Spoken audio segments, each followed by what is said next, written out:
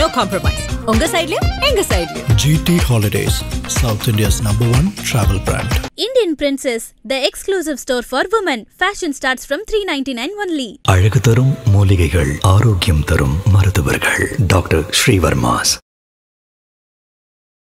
IBC Tamil நேயர்களுக்கு வணக்கம். இன்றைய நேர்காணலில் நம்முடைய இணைந்திருப்போர் இந்திய கம்யூனிஸ்ட் கட்சியினுடைய மாநில செயலாளர் திரு வீரபாண்டியன் சார். வணக்கம். வணக்கம். வாழ்த்துக்கள் உங்களுக்கு. இந்திய கம்யூனிஸ்ட் கட்சியினுடைய மாநில செயலாளர் பொறுப்பேற்றிருக்கீங்க. எப்பவுமே தேசிய கட்சிகளில் மாநில தலைமையை மாத்துறாங்க அப்படின்னா அது தேர்தலுக்கு முன்னாடி நடக்கும்.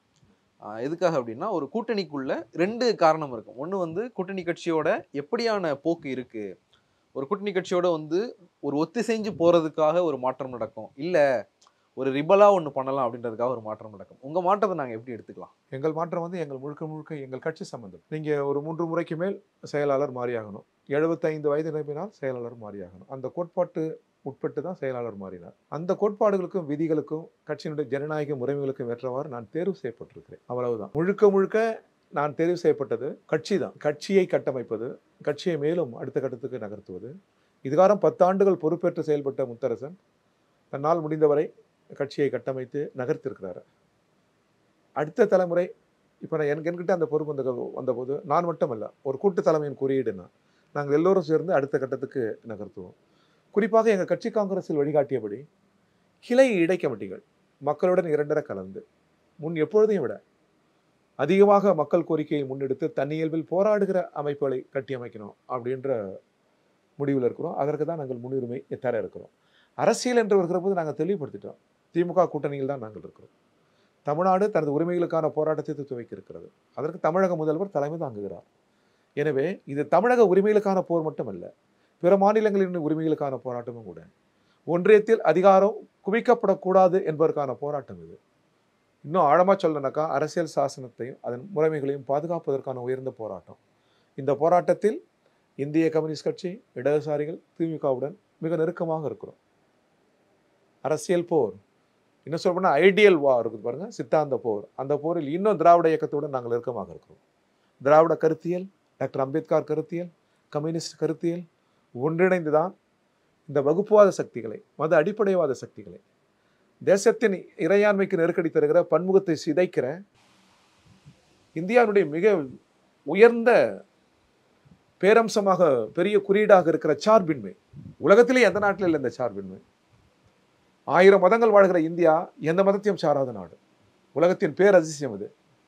இவையெல்லாம் சிதைக்க பார்க்குறாங்க பாருங்க. இதையெல்லாம் காப்பதற்கான ஒரு ஐடியல் வாரை நாங்கள் துவக்கியிருக்கோம். எனவே இரண்டும் சரி என்று நான் நினைக்கிறேன். ஐடியாலஜிக்கல் வார் அப்படிங்கிற புள்ளியிலிருந்து இப்போ அதிகார பரவலாக்கம் தொடர்பாக பேசும்போது மாநில சுயாட்சி நம்ம பேசுகிறோம், ஒன்றியத்திலிருந்து மாநிலத்துக்கு அதிகாரங்கள் வரணும்னு பேசுகிறோம். ஆனால் அதே அளவு அதிகாரங்கள் மாநில அரசுலேருந்து உள்ளாட்சி அமைப்புகளுக்கு போயிருக்கா அப்படிங்கிற ஒரு கேள்வியை நம்ம எழுப்ப வேண்டியிருக்கும். ஸோ இந்த மாதிரி இந்தியா முழுக்க ஒரு பிரச்சனை அப்படின்னு சொல்லி இங்கே மாநிலத்தில் இருக்கிற ஒரு அரசு செய்கிற தவறுகளை பெரிய அளவில் நம்ம கண்டுக்காம இருக்கோமோ அப்படிங்கிற ஒரு கேள்வியும் எழுந்துகிட்டே தானே இருக்கு. இந்த கேள்விகள் ஜனநாயகத்தில் இயல்பு, நல்லதும் கூட. இது பற்றி காந்தி சொன்னதுதான். காந்தி என்ன சொன்னார்னா, அதிகாரம் மேலிருந்து மேலே கட்டமைந்திருக்கிறது, மேலிருந்து சொட்டு நீர் போல் வருகிறது. எங்கன்னா கிராமங்களுக்கு நம்ம எல்லாவற்றுக்கும் மேலே எதிர்பார்க்கிறோம்.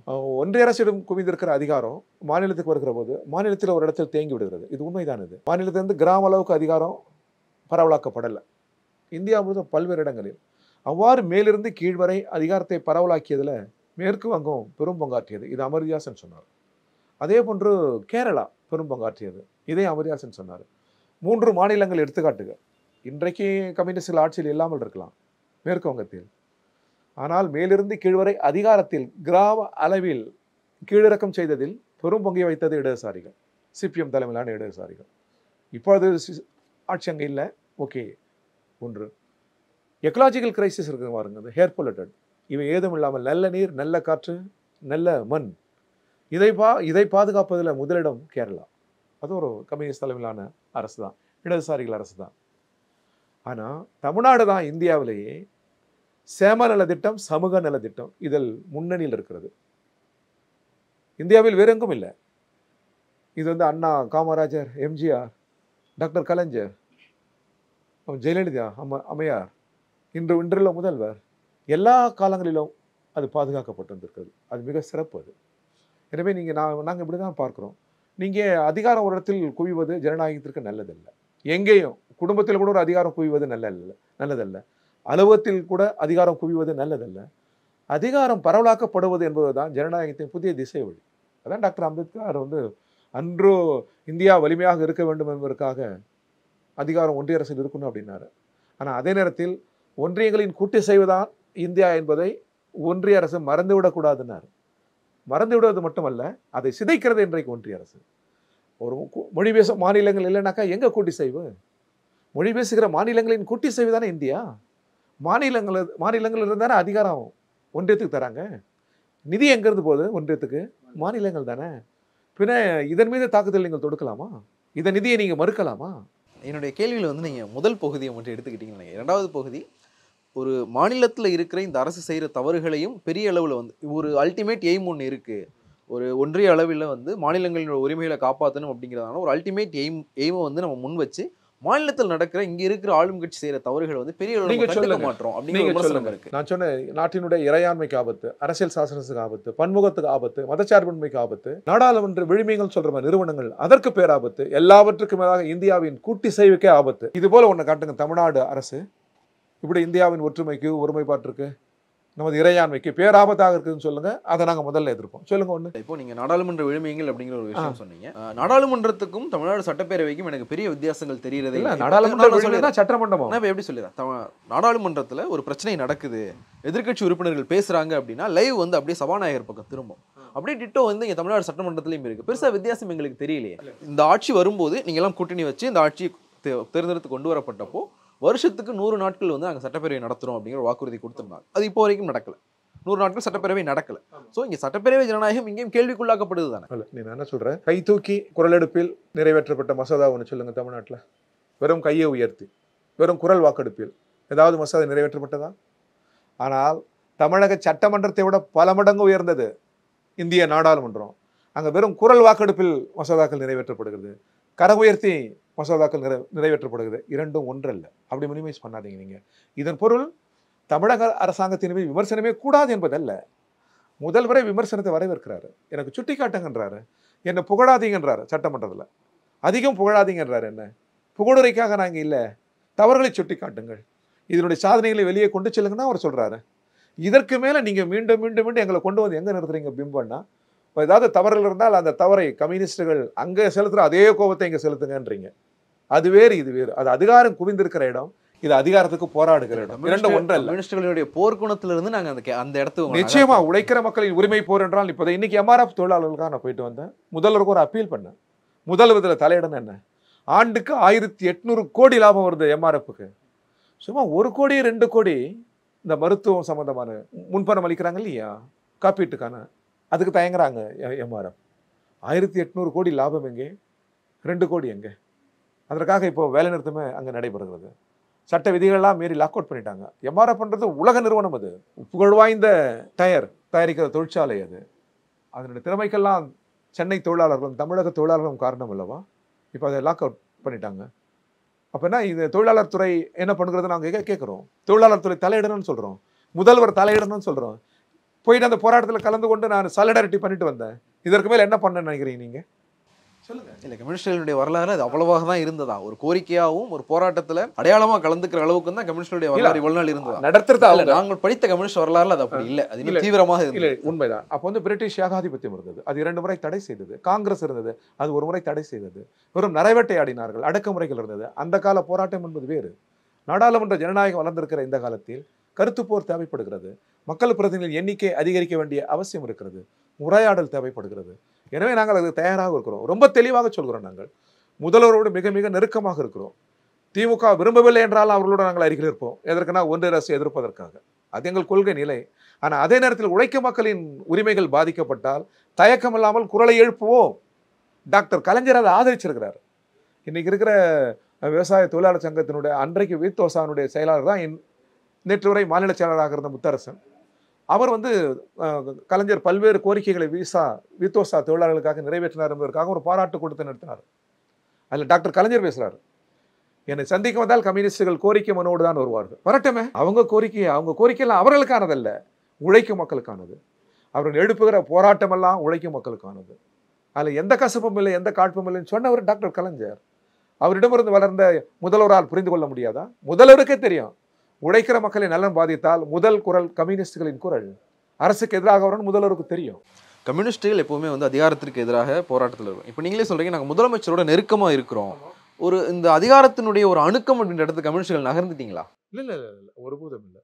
எந்த அதிகாரத்தின் பக்கமும் நாங்கள் சாயவில்லை இதுவரை. ஆட்சி அதிகாரம் என்பதை விட உழைக்கும் மக்களின் உரிமை என்பதில் தான் இன்றைக்கும் கம்யூனிஸ்ட் கட்சி உயிர் வாழ்கிறது. இல்லை என்றால் கம்யூனிஸ்ட் கட்சி தனது அடையாளத்தை இழந்துவிடும். நாங்கள் எங்கள் அடையாளத்தை இழக்க விரும்பவில்லை. உழைக்கும் மக்களின் உரிமை பொருள் எப்பொழுதுமே இரண்டரை கலந்திருப்போம். எப்பொழுதுமே எந்த சூழலிலும் அதிகார வர்க்கத்தையோ அரசையோ நாங்கள் சார மாட்டோம். இந்த பிரச்சனை என்று வருகிறது. உழைக்கும் மக்களா அரசா என்றால் உழைக்கும் மக்கள், ஊழியர்களா அரசானா நாங்கள் ஊழியர்கள், ஏழை எளிய மக்களின் கோரிக்கையா அரசா என்றால் நாங்கள் ஏழை எளிய மக்களின் கோரிக்கை. இப்படிதான் நாங்கள் வருவோம்.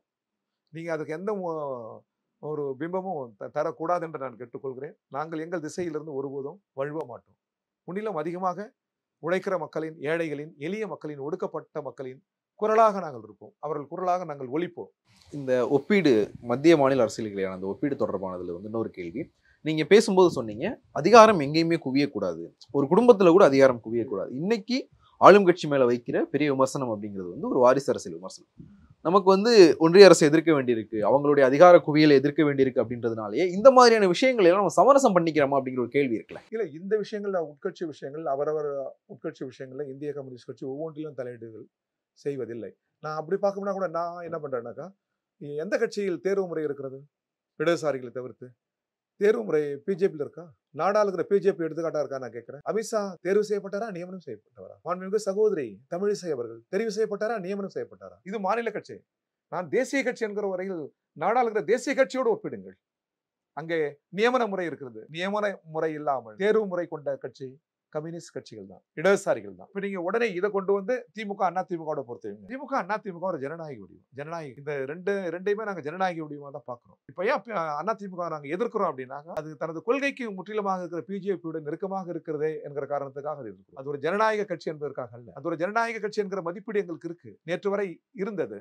ஆனால் அந்த மதிப்பீடு தானாகவே தன்னைத்தானே இழக்க செய்கிறது அண்ணா திமுக பிஜேபியுடன் நெருங்குவதன் மூலம். மற்றபடி தனிப்பட்ட முறையில் அதிமுக எங்களுக்கு காழ்ப்பம் இல்லை, கசப்பம் இல்லை. அது ஒரு ஜனநாயக வடிவம். இன்னமும் கூட நாங்கள் அதை மதிக்கிறோம். அதன் மீதான கடுமையான விமர்சனத்தை நாங்கள் ஏன் தோக்குறோம்னா, நாட்டையே சீர்குலைக்கிற, நாட்டுக்கு பேராபத்தை தருகிற பிஜேபியுடன் ஏன் அதிமுக இவ்வளவு நெருக்கம் காண்கிறது என்கிற கேள்விதான் எங்க கேள்வி. பாஜக மத்தியில ஆட்சியில இருக்கு அப்படிங்கிறதுக்காக மட்டும் எதிர்க்கப்பட வேண்டிய கட்சியா, இல்ல தமிழ்நாட்டிலையும் பார்த்து பதட்டப்படுற அளவுக்கு இல்ல பயப்படுற அளவுக்கான ஒரு சக்தியா பாஜக வளர்ந்துருச்சா? இல்ல இல்ல இல்ல, இதனுடைய வளர்ச்சி பேராபத்து இல்ல வளர்ந்துச்சான்னு கேட்கிறேன். இந்தியா முழுவதுமே அவர்கள் வலுவான சக்தி தான். தமிழ்நாட்டிலேயும் அவர்கள் கால் ஊன்றுகிறார்கள், கலைப்பரப்புகிறார் என்ற உண்மையை நம்ம புறந்தள்ளிவிட முடியாது. தமிழ்நாட்டில் பாஜக வளருது day by day. Okay, day by day. அதோட கண் முன்னால் நம்ம பாக்குறோமே. ஆனா இந்த வளர்ச்சி மெல்லிய உணர்வுகளை தூண்டி வளர்கிற வளர்ச்சி. மதம் என்கிற மெல்லிய உணர்வை அவர்கள் தூண்டுகிறார்கள். சோசியல் என்ஜினியரிங் சொல்லி ஜாதிய உணர்வுகளை அவர்கள் தூண்டுகிறார்கள்.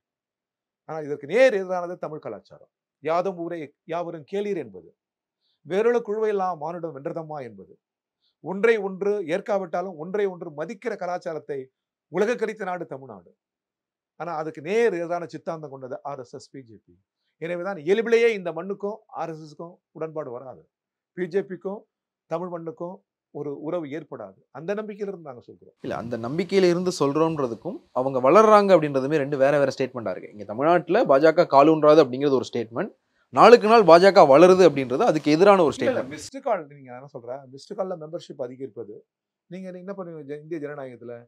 1,00,000 பேர் மெம்பர்ஷிப்னா ஓகே, 1,00,000 பேர் மெம்பர்ஷிப் தான். எங்களால மிஸ்டு கால்ல பண்ண முடியாது. எங்க மெம்பர்ஷிப் 1000 பேர் தான், இல்லைங்களா? இந்த 1000 பேரும் 1,00,000 நாடாளுமன்ற ஜனநாயகத்தில் எது பெரியது? 1,00,000 தான் பெரியது. நீங்க நாடாளுமன்ற விழுமியங்களை சரிப்பது எது? அந்த 1,00,000 தான். இப்ப நீங்க எங்க கட்சியில வந்து மெம்பர்ஷிப்க்கு கார்டு கொடுப்போம், இந்திய கம்யூனிஸ்ட் கட்சியில இடதுசாரிகள். என்னுடைய சொந்த நலனை காட்டிலும் கட்சி நலனை காட்டிலும் நாட்டு நலன், என்ன சொல்ல போனா நாட்டு நலனை விட மனிதகுலத்தின் நலன். இதற்காக நான் பாடுபடுவேன்னு உறுதியேற்று உறுப்பினராக சேர்றேன். அப்படி சேர்றாங்களா பிஜேபியில? நாடாளுகிற கட்சி என்பதால், நாட்டை ஆளுகிற கட்சி என்பதால் அந்த கட்சியை நான் ஒப்பிட்டு பேசுறேன். அப்படி சொல்ல முடியுமா? எங்கேயாச்சும் உறுதி ஏற்கிறார்களா? அந்த மாதிரி அப்புறம் என்ன, RSS-ஆல் பயிற்றுவிக்கப்படுகிறவர்களே உறுதியேற்காமல் யார் வேண்டுமானாலும் கட்சியில சேரலாம்னு சொல்கிற போது இடதுசாரிகள் அவ்வாறு இல்லைல்ல. நீங்க அந்த ஒப்பீட்டாச்சும் நீங்க சேர்த்து பார்க்கணும். இல்லை எவ்வளவு இடையில இருந்து பாருங்க. இதனுடைய வளர்ச்சி அதாவது மெல்லிய உணர்வுகளை தூண்டி வளர்கிற வளர்ச்சி இல்லை. அது வளர்ச்சி, அது அறிவியல், அது பகுத்தறிவாது, ஜனநாயகமாது. ஆனால் நாடாளுமன்றத்தில் அதுதான் வளர்ச்சி. இதை பிரித்து பார்க்கிற ஒரு புதிய சமூகம் எழ வேண்டும் என்பதுதான் எங்கள் வேண்டுகோள். இந்த முதல் கேள்விக்கு இந்த நேர்காணல் ஆரம்பிக்கும் முதல் கேள்வி கேட்டிருந்தேன். உங்களுடைய மாற்றம் அப்படிங்கிறது தலைவர் செயலாளராக நீங்கள் மாற்றப்பட்டிருக்கிறது கூட்டணி கட்சியோட ஒத்திசைஞ்சு போகிறதுக்கான மாற்றமா, ரிவல்கான மாற்றமா? அந்த கேள்வி நான் எதுக்காக கேட்டேன் அப்படின்னா, சிபிஎம்லையும் சமீபத்திலேயும் தலைமை மாற்றம் நடந்திருக்கு, மாநில தலைமை மாற்றம் நடந்திருக்கு. அதற்கு பிறகு சிபிஎம்ல இருந்து வர்ற குரல்கள் கொஞ்சம் அரசை எதிர்த்து சில காத்திரமான குரல்களை வந்து சிபிஎம்ல இருந்து எங்களால் கேட்க முடியுது.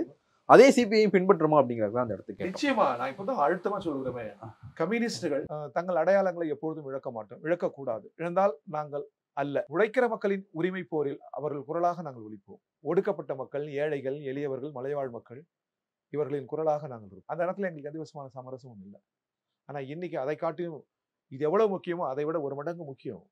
நாடாளுமன்ற ஜனநாயகம் காக்கணும், அரசியல் சாசனத்தை காக்கணும், இந்தியாவின் ஒற்றுமையை காக்கணும், இந்தியாவின் கூட்டு சேவை காக்கணும்.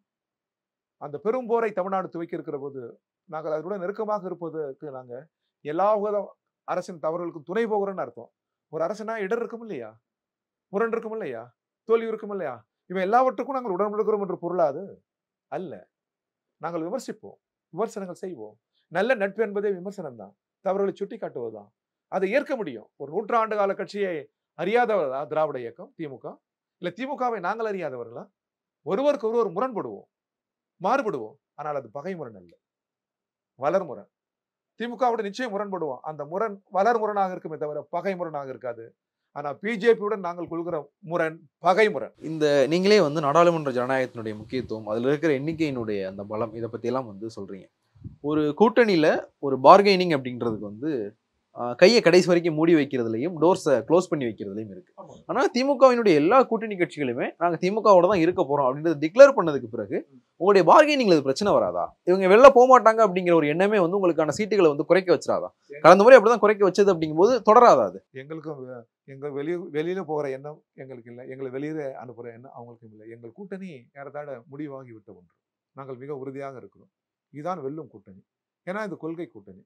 இந்த கூட்டணியில என்ன சிக்கல் எதனா எழணும் நீங்க எதிர்பார்க்கிறீங்களா? இது உடையன்னு நீங்கள் எதிர்பார்க்கிறீங்களா? அது உடையாது. இன்னும் சில கூட்டணிகள், இன்னும் சில கட்சிகள் சேர்ந்தாலும் கூட இந்த எண்ணிக்கை எங்களுக்கு குறையாது, அதிகரிக்குமா? ஒன்று கேட்போம், வாய்ப்பு இருந்தாலும் 1-2 அவங்க தரலாம். அதுக்கு உரிமை இருக்குது ஜனநாயகத்தில். ஒரு வீட்டுல வந்து அடம்பிடிக்கிற குழந்தைக்கு தான் அதிகமா ஏதாவது ஒண்ணு கிடைக்கும். திமுக கூட்டணி கட்சிகள் யாரும் அடம்பிடிக்க கூட ரெடியா இல்லையா? அவங்க கொடுக்கறத அப்படியே வாங்கிட்டு போற மாதிரியான ஒரு சூழல் அப்படியே மெயின்டைன் ஆகுது. ரொம்ப அடம்பிடிப்பதும் உடல்நல கோளாறுன்னு ஆயிடும். பசித்த போது அடம்பிடிப்போம். எங்களுக்கு இப்போது பசித்து இருக்கிறது. ஏன்னா 60-70 பேரை நாங்கள் அணிதிரட்டு இருக்கோம் சேலத்துல. கட்சி வளர்கிறது.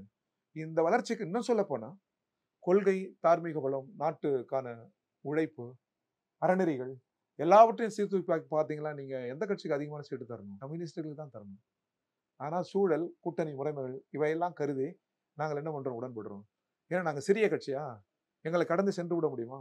நாடு முழுவதும் கிளை பரப்பி இருக்கிற கட்சி, 100 ஆண்டு கால கட்சி. எவ்வளவு அடக்குமுறை, எவ்வளவு சதி வழக்குகள். ஆனாலும் எங்க குரல் தானே கேட்குது அநீதிகளுக்கு எதிராக. நாங்கள் இருக்கிறோம் அல்லவா, வாழ்கிறோம் அல்லவா, குரல் எழுப்புகிறோம் அல்லவா. எங்களுக்கு நியாயமா பார்க்க போனா அரசியல் கலாச்சாரத்தின்படி எங்களுக்கு இன்னும் அதிக சிறுத்தை. நாங்கள் சட்டமன்றத்தில் இருக்கணும். கலைஞர் சொன்னது போல, சட்டமன்றத்தில் கலைஞர்கள் இல்லாத எனக்கு ஒரு கம்யூனிஸ்டுகள் இல்லாத வருத்தம் சொன்னார். அவர் தான் சார் சொன்னாரு, நாடாளுமன்றத்தில் கம்யூனிஸ்டுகள் எண்ணிக்கை குறைவது ஆபத்துனாரு. ஒரு கம்யூனிஸ்ட் நாடாளுமன்றத்தை செதுக்கியதால் தான் உலகத்திலேயே மகத்தான நாடாளுமன்ற ஜனநாயகத்தை கொண்ட இந்தியாவில் முதல் விருதை ஒரு கம்யூனிஸ்ட் அளித்தார்கள், இந்திரஜித் குப்தாவுக்கு. எத்தனை 1000 பேர் நாடாளுமன்ற உறுப்பினராக இருந்திருப்பாங்க. முதல் விருது யார் பெற்றது? கம்யூனிஸ்டுகள் பெற்றோம். ஏன் பெற்றோம்? Best parliament award. அப்படி செதுக்கி இருக்கிறோம் நாடாளுமன்றத்தை, நாடாளுமன்ற ஜனநாயகம். எனவே எண்ணிக்கை இல்லை, அதனால எண்ணிக்கை கடந்து போவதும் அல்ல. அந்த காலச்சூழல் வருகிற போது எண்ணிக்கை கூடுதலாக கேட்பதற்கு பொருத்தமானவர்கள் நாங்கள். நீங்க நினைக்கிறீங்களா கம்யூனிஸ்டுகள் ஒரு 20-30 சீட்டு கேட்பதற்குரிய தார்மீக இல்லை நீங்க நினைக்கிறீங்களா? கொள்கை பலத்தில், உழைப்பில், தொண்டில், கண்டிப்பா தியாகத்தில். அப்ப அந்த காலச்சூழல் கிடைக்கிற போது அந்த இடத்துக்கு நாங்கள் வருவோம். 2026 தேர்தல் வந்து திமுக கூட்டணிக்கு சாதகமா இருக்கும்னு நினைக்கிறீங்களா? நிச்சயமா பிரம்மாண்டமான வெற்றியை நாங்கள் பெறுவோம். அதான் தமிழ் மண் அனுசரிப்பு மண், கூட்டிசைவு மண், பிறரை மதிக்கிற கலாச்சாரம் மண். பிரித்தாளுகிற எந்த கருத்தியலுக்கும் தமிழ் மண்ணில் இடம் ஏற்படாது. பிஜேபி அதன் கூட்டணி தோற்கடிக்கப்படும். ஒரு ஆட்சிக்கு எதிரான மனநிலையோட தான் நீங்க தேர்தலை சந்திக்க போறீங்க. இப்ப நீங்க சொன்னீங்க ஒரு அரசுனா தோல்விகள் இருக்கும், இடர்கள் இருக்கும். அது மக்களுக்கு வந்து கூட்டணி கட்சிகளுக்கு இவ்வளவு இருக்கும்போது மக்களுக்கு இன்னும் அதிகமா இருக்கும். ஸோ ஆட்சிக்கு எதிரான ஒரு மனநிலையோட நீங்க 5 ஆண்டுகளுக்கு பிறகு தேர்தலை சந்திக்க போறீங்க. மத்திய ஆளும் கட்சியோட கூட்டணி வச்சு அதிமுகவினுடைய பலம் இன்னும் அப்படியே தான் இருக்கு.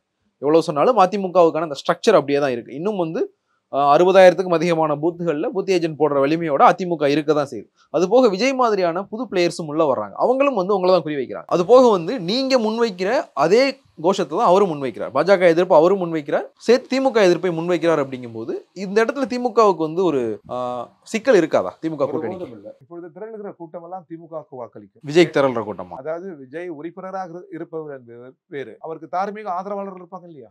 எப்பொழுதும் உறுப்பினர் எண்ணிக்கை விட அது அதிகமாக இருக்கும். உறுப்பினர் எண்ணிக்கை எல்லா இடங்களும் குறைவா இருக்கும் வாக்களிக்கிற முறையில். தார்மீகம் ஆதரவளிக்கிறவர்கள் அதிகமாக இருப்பார்கள். இவையெல்லாம் சிந்தித்து சீர்தூக்கி பார்ப்பாங்க. எது பேராபத்து, எது வரக்கூடாதுன்னு நினைப்பாங்க. பிஜேபி பேராபத்து, அது வரக்கூடாதுன்னு நினைக்கிற போது நினைப்பார்கள். அந்த வாக்கெல்லாம் இங்கே தான் வரும். விஜய்க்கு கூடுற கூட்டம் திமுக வாக்களிக்குமா? விஜய் வந்து ஒரு ஒரு ஒரு ஒரு எப்படி சொல்றது, ஒரு மின்மினி பூச்சி போல் அப்படி வந்து அப்படி பறந்து போகிறது, அவ்வளவுதான். ஒரு அடித்தளமான கட்டமைப்போ கொள்கையோ அமைப்பு ரீதியான பலங்களோ இல்லை. தேர்தல் என்பது எப்படிப்பட்டது, தேர்தலை எவ்வாறு சந்திக்க வேண்டும் என்பதை சகோதரர் விஜய் இப்போது இந்த தேர்தலை கற்றுக்கொள்வார். கற்றுக்கொண்டு அது ஒரு இயக்கமா வரட்டும், நமக்கு ஒன்றும் இல்லை. நாடாளுமன்ற ஜனநாயகத்தில் இன்னும் 10 இயக்கம் வரட்டும். வரக்கூடாது என்ற அந்த விருப்பம்லாம் இல்லை. புதியவர்கள் வரக்கூடாதுன்ற நான் சொல்ல வரல. ஆனா புதிய கருத்தோடு வரட்டும், புதிய சித்தாந்தத்தோடு வரட்டும், புதிய அணுகுமுறையோடு வரட்டும். இது அங்க எதுவும் புதிதாக எனக்கு தெரியாது. வெறும் அதிகமான ஒரு சத்தமும் கூச்சலும் கேட்கிறதே தவிர கொள்கை பலம் இருப்பதாக எனக்கு தெரியாது. இல்லை, ஒரு ட்ரெடிஷ்னல் பார்ட்டிஸ் எல்லாமே வந்து எப்பவுமே வந்து அடுத்த தலைமுறை மேல முந்தைய தலைமுறைக்கு வந்து ஒரு காழ்ப்பு இருக்கும். அந்த வார்த்தை தெரிஞ்சே பயன்படுத்துறேன். தனக்கு கிடைக்காத ஒண்ணு இவனுக்கு கிடைக்குதே அப்படின்றது அடுத்த தலைமுறைக்கு முந்தின தலைமுறை மேல இவங்க எனக்கு பிற்போக்கா இருக்காங்கன்னு ஒண்ணு இருக்கும். முந்தின தலைமுறை அடுத்த தலைமுறை பார்க்கும்போது நம்ம கிடைக்காதெல்லாம் அவனுக்கு கிடைக்குது அப்படிங்கிற ஒரு சின்ன பொறாமை வந்து இருக்கும். விஜய் கட்சியை வந்து ட்ரெடிஷனல் பார்ட்டிஸ் அந்த இதோட அணுகிறீங்களா? நாங்க போகட்டோமா, கம்யூனிஸ்டுகள் 100 ஆண்டு ஆகிவிட்டது, ஆனாலும் நாங்கள் இளமையானவர்கள் எப்படி சொல்லிட்டோமா? எங்கோ நடைபெற காசா யுத்தத்துக்கு இங்க இருக்கிற கம்யூனிஸ்ட் தான் குரல் எழுப்புறான். எங்கோ செத்து மடிக்கிற அந்த உக்ரைன் போர்ல இங்க இருக்கிற கம்யூனிஸ்ட் என்று தலை தாட்டுகிறான்.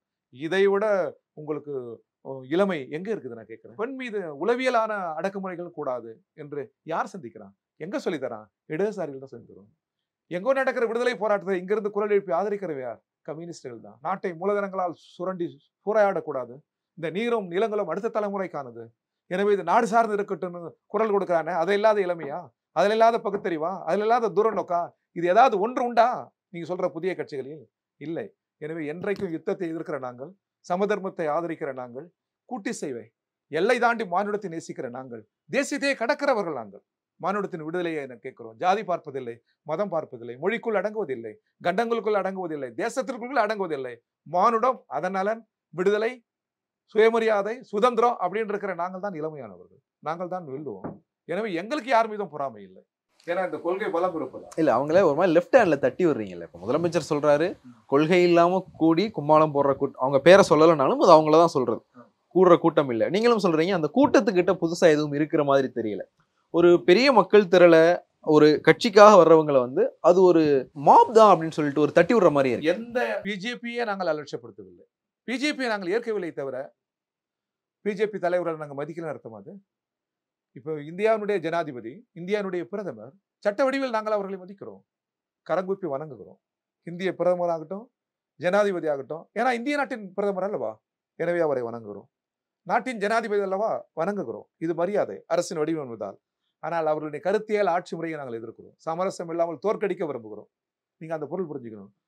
பெரும் கூட்டம் கொடுக்கிற போது கூட்டத்தை நான் குறை சொல்ல, அந்த மக்களை சொல்ல, அந்த கூட்டத்துக்கு தலைமையாக கருத்தியல் எங்கே என்றுதான் நாங்கள் கேட்கிறோம். எங்கள் விமர்சனம் அது. திரள்களை என்னுடைய சகோதரன் அல்ல, என் குடும்பத்தை சேர்ந்தவன் தான், எல்லாருமே நம்முடைய மக்கள் தானே. அதை நான் அலட்சியப்படுத்தல. நான் என்ன சொல்ல வரேன்னா, அவ்வாறு திரள்வதில் 2 வகை உண்டு. ஒன்று உறுப்பினராக இருப்பாங்க, அடிப்படை உறுப்பினராக இருப்பாங்க. அந்த கட்சி இப்போ கட்சி தானே, அது உறுப்பினர் தானே, மதிக்கிறோம். ஆனா அதற்கு ஒரு தார்மீக உளவியல் ஆதரவு இருக்கும் பாருங்க, ஆயிரக்கணக்கில் இருக்கும் இல்லையா? இந்த ஆதரவெல்லாம் தேர்தல் நெருங்க யார் வரக்கூடாது, யார் வந்தால் ஆபத்து, அப்படின்னா யார் வர வேண்டும் என்கிற அந்த சிந்தனை மேலோங்குற போது திமுக தலைமையிலான கூட்டணிக்கு தான் வாக்களிப்பார்கள் என்று நான் திடமாக நம்புகிறேன். ஒரு 6 இடங்கள்ல வந்து கடந்த முறை போட்டிக்கிட்டீங்க. இப்போ நம்பரா கேட்டா திமுக கிட்ட நாங்க இத்தனை இடங்கள் அதிகமா கேட்போம். உங்களுக்கு மைண்ட்ல ஒரு நம்பர் இருக்கும், இது என்ன நம்பரா இருக்கும்? 6 இடம் கேட்டிருக்கிறோம். இல்ல 6 இடம் கொடுத்திருந்தாங்க. இந்த 26ல உங்களுக்கு ஒரு நம்பர், இந்த நம்பர் இருக்கும். ஒரு என்ன அந்த சூழல் கேட்டவாறு அந்த நாங்க அந்த படிப்பினைகள் இருக்கும் இல்லையா, சூழல் இருக்கும் இல்லையா, இதெல்லாம் கற்றறிந்து கூடுதல் இடம் கேட்போம். அது 1ஆக இருக்கலாம், 2ஆக இருக்கலாம், கேட்போம். சூழலுக்கு ஏற்ற மாதிரி கம்யூனிஸ்டுகளுக்கு தருவதில் அவங்களுக்கு எந்த மனமாச்சாரமும் இருக்காது. இன்னும் சொல்ல போனால் கம்யூனிஸ்டுகள் நாடாளுமன்றத்தில் எண்ணிக்கை அதிகரிக்கிற போது அது நாடாளுமன்றத்தை செறிவூட்டும், நாடாளுமன்றத்தை செதுக்கும், வடிவமைக்கும் அப்படின்னு நினைப்பாங்க. அப்படின்னு நாங்கள் நம்புகிறோம். பார்க்கலாம் சார். ஒரு இணையும் கருத்து மிக்க நன்றி. நன்றிங்க. நன்றி. மற்றும் நிகழ்ச்சி சந்திக்கலாம். நன்றி, வணக்கம். No compromise. உங்க சைடுலயும் எங்க சைடுலயும். GT Holidays, South India's #1 travel brand. Indian Princess, the exclusive store for women. Fashion starts from 399 only. அழகு தரும் மூலிகைகள், ஆரோக்கியம் தரும் மருத்துவர்கள். டாக்டர் ஸ்ரீவர்மாஸ்.